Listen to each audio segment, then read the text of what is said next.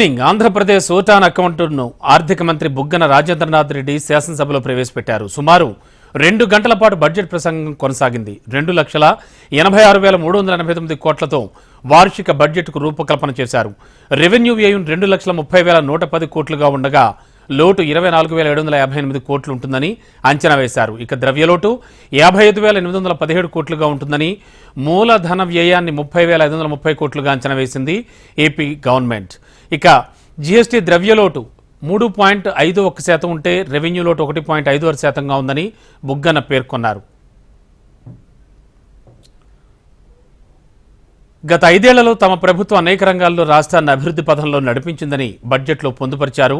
విద్య, రైతాంగం, మహిళలకు సంక్షేమం, ప్రజారోగ్యం, ఉద్యోగాల నోటిఫికేషన్లు, వివిధ వర్గాల వారికి చేసిన సహాయాలతో పాటు పేదలకిళ్లు, విభజన సమస్యలను పరిష్కరించుకుంటా ఉంటూ వైసీపీ ప్రభుత్వం సాధించిన విజయాలను ఆర్థిక మంత్రి బుగ్గన ప్రస్తావించారు.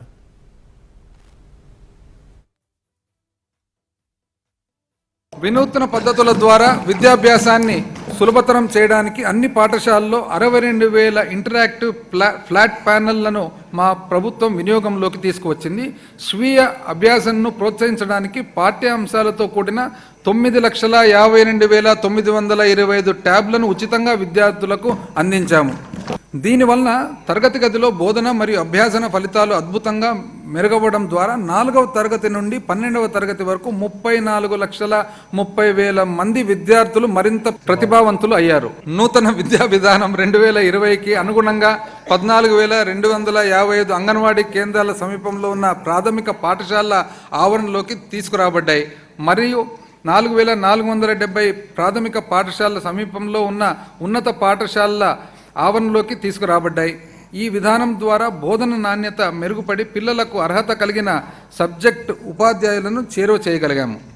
మా ప్రభుత్వం జగనన్న విద్యా కానుక ద్వారా ఏటా దాదాపు 47 లక్షల మంది పిల్లలకు ప్రయోజనం చేకూర్చే విధంగా 3,367 కోట్ల రూపాయల ఖర్చుతో యూనిఫామ్లు, బ్యాగులు, బూట్లు, పాఠ్య పుస్తకాలు మొదలైన వాటితో కూడిన పాఠశాల కిట్లను అందించింది.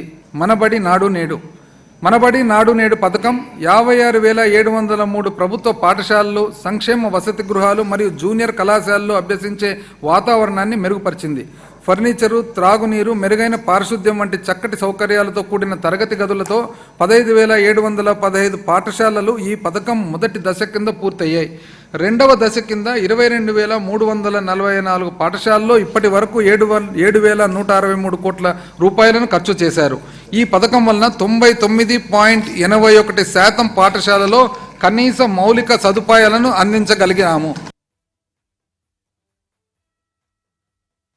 ఆరోగ్య రంగంలో నాడు నేడు పథకాన్ని అమలు చేయడం ద్వారా మా ప్రభుత్వం ఉప ఆరోగ్య కేంద్రాల నుండి మొదలుకొని బోధన ఆసుపత్రుల వరకు 16,852 కోట్ల రూపాయలను ఖర్చు చేసి ప్రజలకు నాణ్యమైన ఆరోగ్య సేవలు అందిస్తున్నాం. అంతేకాక 1,142 ప్రాథమిక ఆరోగ్య కేంద్రాలను నిర్విరామంగా రోజుకు 2 షిఫ్ట్లతో పనిచేసేలా పునరుద్ధరించబడ్డాయి. అధ్యక్ష, మా ప్రభుత్వం ఉప ఆరోగ్య కేంద్రాల నుండి మొదలుకొని బోధన ఆసుపత్రి వరకు 16,852 కోట్ల రూపాయలను ఖర్చు చేశాం. అధ్యక్ష, ప్రజలకు వారి ఇంటి వద్దే ఆరోగ్య సేవలు అందించాలనే ఆలోచనతో మా గౌరవ ముఖ్యమంత్రి గారు ఫ్యామిలీ డాక్టర్ అనే వినూత్న కార్యక్రమాన్ని శ్రీకారం చుట్టారు.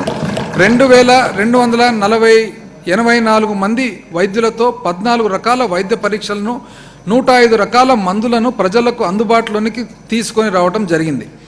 ఫ్యామిలీ డాక్టర్ సేవలతో పాటు మండలానికి కనీసం ఒక యూనిట్ చొప్పున 108 అంబులెన్స్ సర్వీసులను మరియు 104 సంచార ఆరోగ్య వాహన బృందాలను ఏర్పాటు చేయడం జరిగింది. డాక్టర్ వైఎస్ఆర్ ఆరోగ్యశ్రీ పథకాన్ని మరింత ఎక్కువ మందికి చేరువ చేసే ఆలోచనతో కుటుంబ ఆదాయం అర్హత పరిమితి 2,50,000 రూపాయల నుండి 5 లక్షల రూపాయల వరకు పెంచడం, సంవత్సరానికి 25 లక్షల రూపాయల వరకు అధ్యక్ష నగదు రహిత వైద్య సేవలను అందించడం జరుగుతుంది. కిడ్నీ రోగులకు కార్పొరేట్ స్థాయి చికిత్సను ఉచితంగా అందించడానికి 200 పడకల డాక్టర్ వైఎస్ఆర్ కిడ్నీ రీసెర్చ్ మరియు సూపర్ స్పెషాలిటీ హాస్పిటల్ పలాసలో స్థాపింపబడింది. అధ్యక్ష, డాక్టర్ వైఎస్ఆర్ ఆరోగ్య ఆసరా పథకం కింద శస్త్రచికిత్స అనంతరం జీవనోపాధి భత్యంగా రోజుకు 225 రూపాయలు అందించబడుతుంది. డిసెంబర్ 2019 నుండి ఈ పథకం కింద 25 లక్షల మంది రోగులకు గాను 13,366 కోట్ల రూపాయలు అందించాం. మా ప్రభుత్వం వైఎస్ఆర్ సున్నా వడ్డీ పథకం కింద గత ప్రభుత్వం హయాంలోని మనుగడ కోల్పోయిన స్వయం సహాయక బృందాలను క్రియాశీలం చేయడానికి మహిళా మహారాణులకు 4,969 కోట్ల రూపాయలను పంపిణీ చేసింది. ఫలితంగా 18.36% ఉన్న మొండి బకాయిల గణనీయమైన తగ్గే దేశంలోని అతి తక్కువ స్థాయి అయిన 0.17% చేరాయి.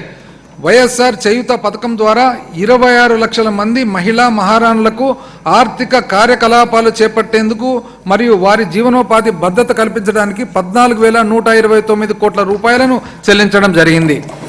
జగనన్న పాల వెల్లువ పథకం కింద 3,60,000 మంది మహిళా మహారాణులకు డైరీ ద్వారా అధిక ఆదాయాన్ని పొందేందుకు వీలుగా 2,697 కోట్ల రూపాయలను ఖర్చు చేయడం జరిగింది. స్త్రీల మరియు పిల్లల భద్రతను పెంపొందించడం కోసం దిశ మొబైల్ యాప్ను, దిశ పెట్రోల్ వాహనాలను మరియు 26 దిశ పోలీస్ స్టేషన్లను ప్రారంభించాము. 1 కోటికి పైగా వినియోగదారులు దిశ మొబైల్ యాప్ను డౌన్లోడ్ చేసుకున్నారు. మా ప్రభుత్వం 2019 సంవత్సరం నుండి doctor YSR Rythu Bharosa, PM Kisan పథకం కింద ప్రత్యక్ష నగదు బదిలీ ద్వారా 1,60,000 కౌలుదారులు మరియు 93,000 అటవీ భూముల సాగు రైతులతో సహా మొత్తం 53,53,000 మంది రైతుల ఖాతాలకు 33,300 కోట్ల రూపాయలను జమ చేసింది. కౌలు రైతులు మరియు అటవీ భూముల సాగుదారులకు 13,500 రూపాయల ఆర్థిక సాయాన్ని పూర్తిగా మా ప్రభుత్వమే అందిస్తుంది. డాక్టర్ వైఎస్ఆర్ ఉచిత పంటల బీమా కింద మా ప్రభుత్వం 54,55,000 మంది రైతుల ఖాతాలకు 7,802 కోట్ల రూపాయల బీమా మొత్తాన్ని అందించగా గత ప్రభుత్వం కేవలం 30,85,000 మంది రైతులకు 3,411 కోట్ల రూపాయలను మాత్రమే అందించింది. ఇది వాస్తవం అధ్యక్ష. మా ప్రభుత్వం డాక్టర్ వైఎస్ఆర్ సున్నా వడ్డీ పంటల రుణాల కింద 2019 సంవత్సరం ఖరీఫ్ కాలం నుండి గత ప్రభుత్వం బకాయిలతో సహా 73,88,000 మంది రైతుల బ్యాంకు ఖాతాలకు 1,835 కోట్ల రూపాయలను జమ చేసింది. గత ప్రభుత్వము తన 5 ఏళ్ల కాలంలో 4,63,697 ఇళ్ల పట్టాలు పంపిణీ చేయగా మా ప్రభుత్వము 2019 సంవత్సరం నుండి 1,53,000 కోట్ల రూపాయల విలువ గల 30,65,315 ఇళ్ల పంపిణీ చేసింది.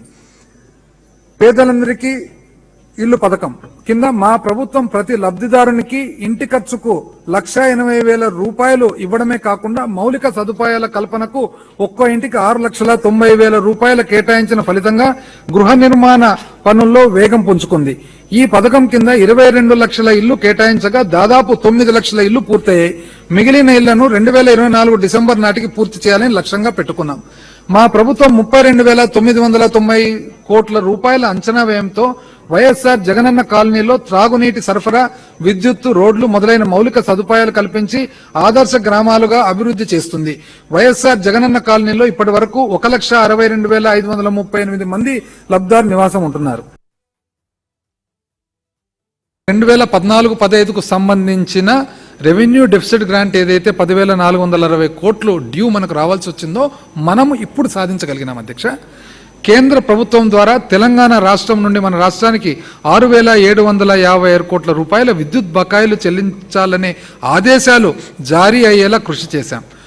ఆంధ్రప్రదేశ్ రాష్ట్ర పౌర సరఫరాల సంస్థకు సంబంధించిన మన రాష్ట్రం మరియు తెలంగాణ రాష్ట్రాల మధ్యలో అపరిష్కృతంగా ఉన్న సమస్యలను పరిష్కరించడం జరిగింది. వెనుకబడిన జిల్లాల అభివృద్ధి కేంద్ర ప్రభుత్వం నుండి రావాల్సిన 1,050 కోట్ల రూపాయలను గ్రాంటును రాబట్టగలిగాం. 15వ ఆర్థిక సంఘంను ఒప్పించడం ద్వారా 30,497 కోట్ల రూపాయల గరిష్ట రెవెన్యూ లోటు గ్రాంటును సాధించుకోగలిగాం. అంతేకాకుండా మా అలుపెరుగని పోరాటం ద్వారా పోలవరం ప్రాజెక్టు సవరించిన అంచనాలను కేంద్ర ప్రభుత్వం అంగీకరించింది.